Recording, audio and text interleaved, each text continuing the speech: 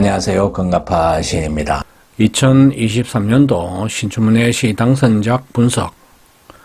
오늘은 힘겨운 삶과 불행한 현실을 시로 형상화한 신춘문예 당선작을 만나보겠습니다.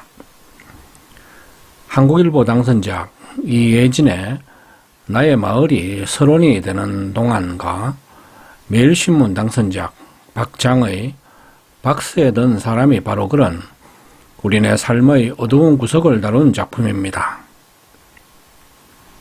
시라고 하면 사람들은 더없이 아름답고 낭만적이고 서정적인 시를 떠올리지만 시가 반드시 그런 갈래만 있는 것은 아니죠. 기쁨과 행복 못지않게 우리네 삶의 큰 비중을 차지하는 것이 절망과 좌절, 아픔과 슬픔일 테니까요. 하지만 그런 삶의 힘든 현실과 어두운 구석을 절절하게 노래한 좋은 시를 만나기란 사실 쉽지가 않습니다.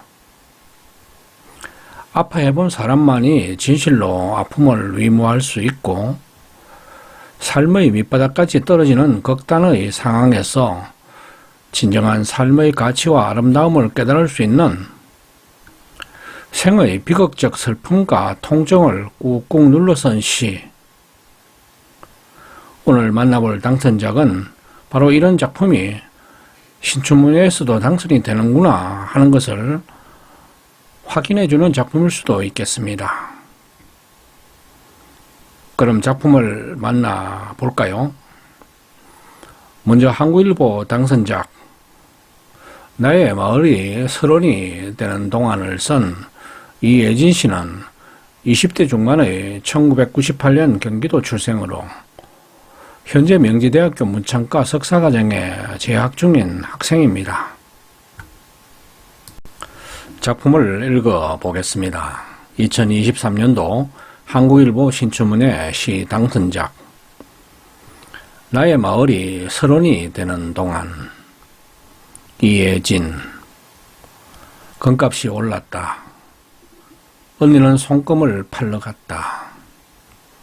엄마랑 아빠는 이제부터 따로 살 거란다. 내가 어릴 때 동화를 쓴 적이 있다. 내가 언니의 숙제를 찢으면서 시작되는 이야기다. 언니도 화가 나서 엄마의 가계부를 찢었고 엄마는 아빠의 신문을 찢고 아빠는 달력을 찢다가 온 세상에 찢어진 종이가 눈처럼 펄펄 내리며 끝났다. 손금이 사라진 사람들이 어디로 갔는지 아무도 말해주지 않았다. 집에 남고 싶은 것은 정말로 나 하나뿐일까? 언니의 이야기는 여기까지다. 더는 찢을 것이 없었다.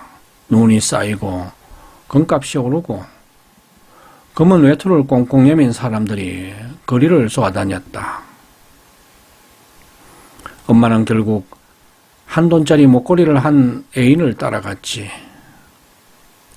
아빠는 한 달에 한 번 서울에 오겠다고 했다. 따로따로 떨어지는 눈과 따로 노는 낡고 지친 눈빛을 집이 사라지고 방향이 생겼다. 이예진의 당선작 나의 마을이 서론이 되는 동안은 망가지고 흩어진 한 가정의 파편화된 삶의 모습들이 어지럽게 충돌하는 시입니다. 금값이 올랐다는 첫 문장은 IMF 같은 경제 위기를 암시하며 끝부분의 따로따로 떨어지는 눈은 파탄난 가족들의 아픔을 상징합니다. 심사위원은 이수명, 김민정, 박준 시인인데요. 심사평을 읽어보겠습니다. 시인의 언어는 선명하고 정직하다. 자신이 책임질 수 있는 진술들을 차곡차곡 쌓아 어느새 의무도 당위도 필요 없는 자유로운 세계를 만들어낸다. 아울러 시인은 파편화된 삶의 장면들을 걸어모아 큰 서사를 만들어내는데 능숙하다. 불필요한 제스처 없이 일상의 세목들을 담담하게 펼쳐내면서도 그 안에 가계와 욕망과 폭력 같은 유구한 것들의 민낯을 기록한다. 시인이 창출해내는 이미지 역시 갈목할 만한 것이었다. 사유와 관념을 단단히 비끄러매면서도 일순간 낯선 세계의 이면을 보여주는 지점들이 인상적이었다. 당선작에 대한 평이 잘 설명되어 있는데요. 이 시는 첫 연에서 경제 위기로 인한 부모의 이혼, 그리고 언니가 겪게 되는 어려운 삶을 보여줍니다. 화자는 그런 언니의 운명을 예감하면서 풍비박산난 가정과 가정의 고난과 아픔을 그립니다. 따로따로 떨어지는 눈과 따로 노는 낡고 지친 눈빛은 파탄으로 뿔뿔이 흩어진 가족들의 각자 도생의 아픔을 상징합니다. 집에 남고 싶은 것은 정말로 나 하나뿐일까?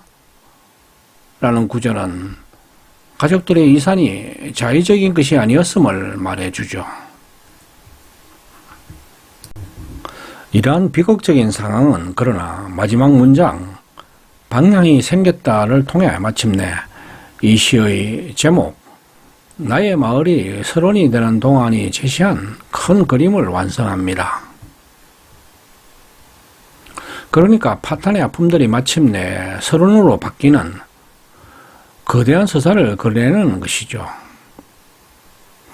하얀 눈으로 뒤덮인 서론은 모든 아픔과 슬픔의 상을 깨끗이 지우고 새 그림을 그릴 수 있는 세계를 말합니다.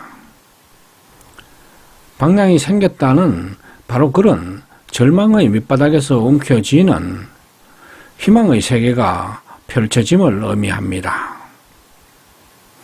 그랬을까요? 심사위원들은 다음의 말을 덧붙입니다.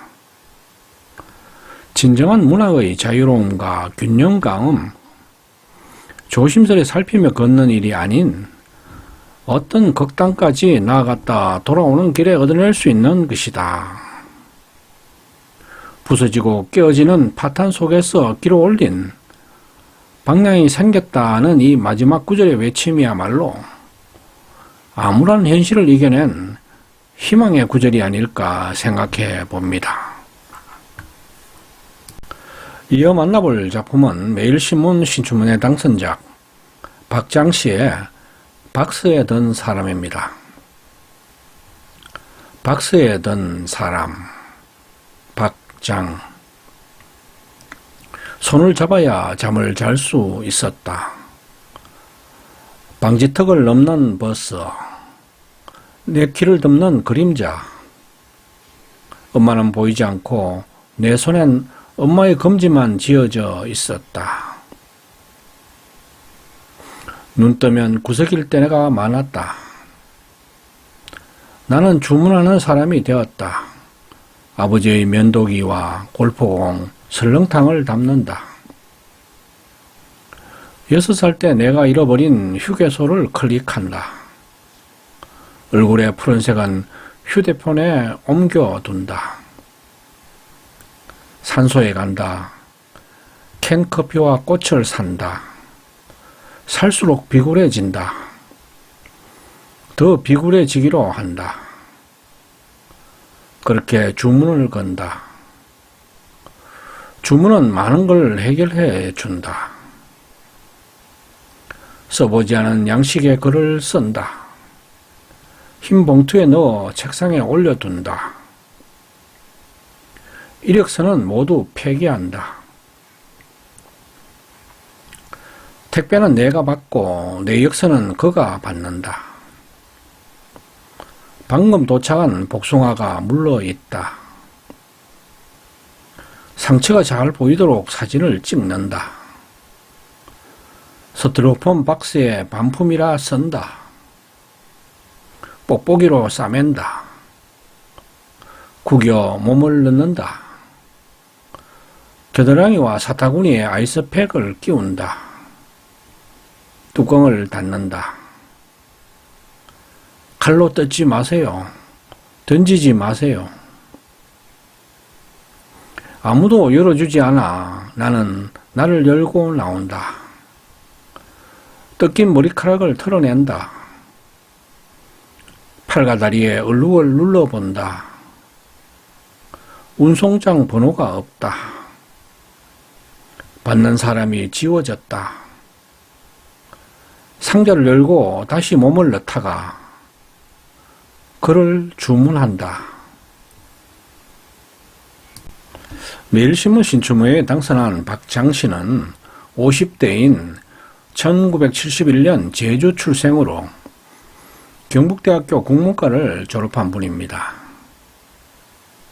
앞에서 먼저 소개한 이혜진 씨의 작품이 삶의 욕망과 폭력 같은 민낯을 담담하게 담아냈다면 지금 소개하는 박장 씨의 박스에 든 사람은 불행한 현실과 삶의 어두운 구석을 역전의 상상력으로 그려낸 작품입니다. 일찍 어머니를 잃고 홀로 된 아버지와 힘겹게 살아가는 아픔과 갈등의 시간들이 시의 중반부에 전개되는데요. 택배로 배달되어 온 물러진 복숭아를 반품하는 과정을 기점으로 반품의 대상이 복숭아에서 시적 화자의 자신으로 전환되는, 즉 화자 자신이 박스에 드는 상상력을 발휘합니다. 아무도 구출해 줄 것 같지 않은 암울한 상황에 처한 자신을 박스에 든 사람으로 상상하는 것이죠. 하지만 자신을 받아줄 사람이 없는, 운송장 번호 받는 사람이 지워진 암울한 현실에 절망하게 됩니다.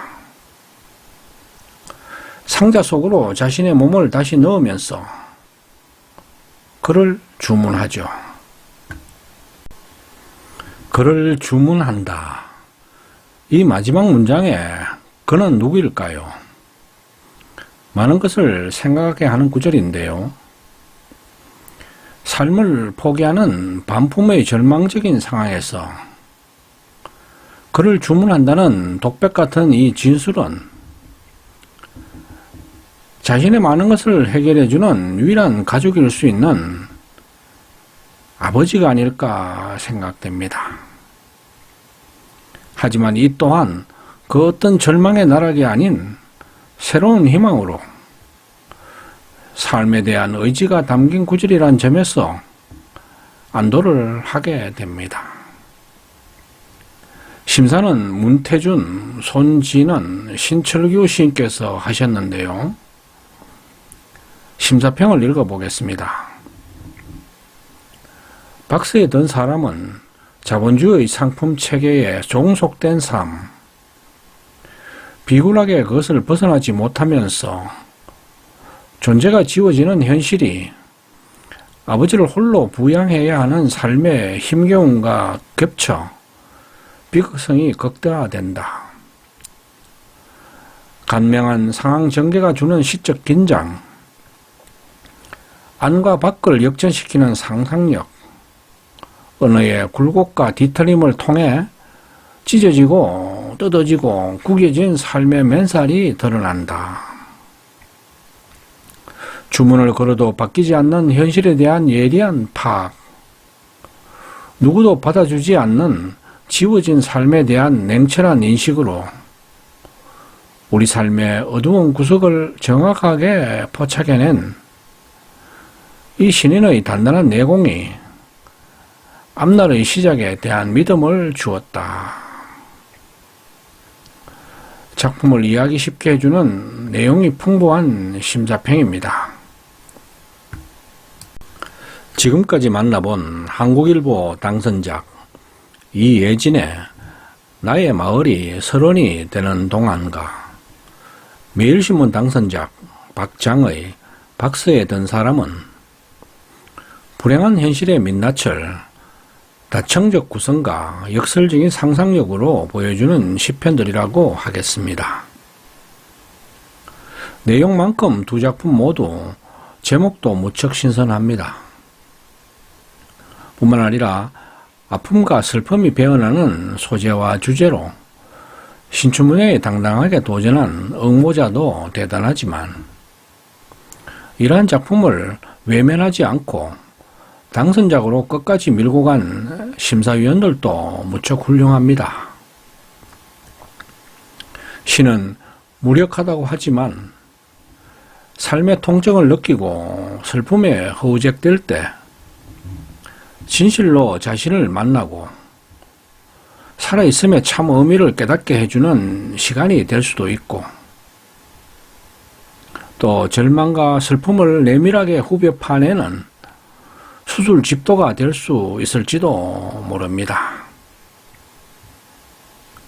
무엇보다 누구도 받아주지 않는, 받아줄 사람이 없는 자신이 반품 박스에 들었다고 절망하는 사람이나 풍비박산이 난 가게의 아픔과 상흔을 딛고 희망의 그림을 그릴 수 있는 서른이 그리운 사람들에게 큰 선물이 될 두 편의 시 당선작에게 감사를 드립니다.